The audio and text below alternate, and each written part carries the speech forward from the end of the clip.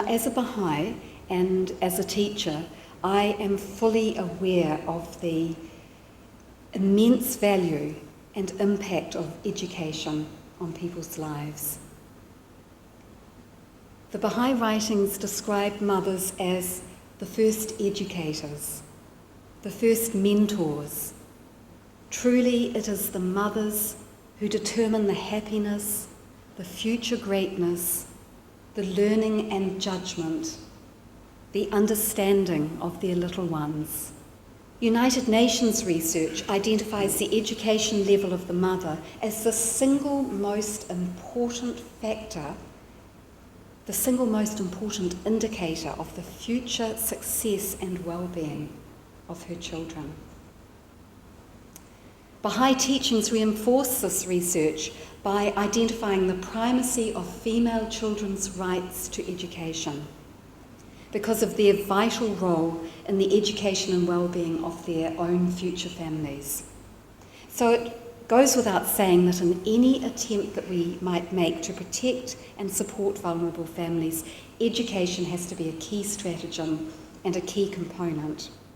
Jenny, so tell us, what are some of the challenges that these young parents face during their school years and also when they first leave your school? Well, young, teenage parents have many challenges that I guess which contribute to them becoming teenage parents really in the first place. As I've already said, they often leave school early and have not been maybe successful in their own schooling. Of course, I'm generalising here because obviously everyone has their own unique story, but as well they may have come from a family background of some disadvantage. They are likely to have been the children of teenage mothers themselves. They may have substance abuse issues, mental health issues, perhaps sexual abuse issues. And as well in today's society, because women in New Zealand today are having their children much later than in the past, teenage mothers are regarded as being very young to have children, because the average age of first parenting in New Zealand is now, I think, between 28 and 30. So a teenage mother is regarded as being extremely young, and so they get there's a lot of social stigma attached to being a young parent, and that's very isolating. As well, they're isolated from their own peer group by being a parent themselves. So they struggle with a lot of these challenges. They come into school with the support of very, very dedicated staff and the environment that we really try to create for them, which is a very loving and affirming environment.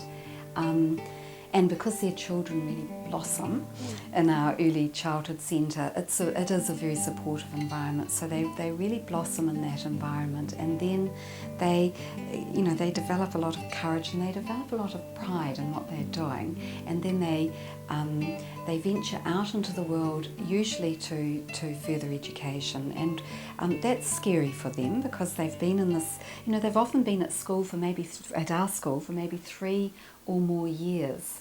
So it's quite an adjustment to go on from this kind of community support out into the world, and so we do what we can to support them in that transition, and we have a real open door policy. So if they need support when they're studying, once they've left school, they can always come back to us for a day a week if they want to, a day a fortnight, and we'll support them with their ongoing study. And we do have a number of our young parents who use that support.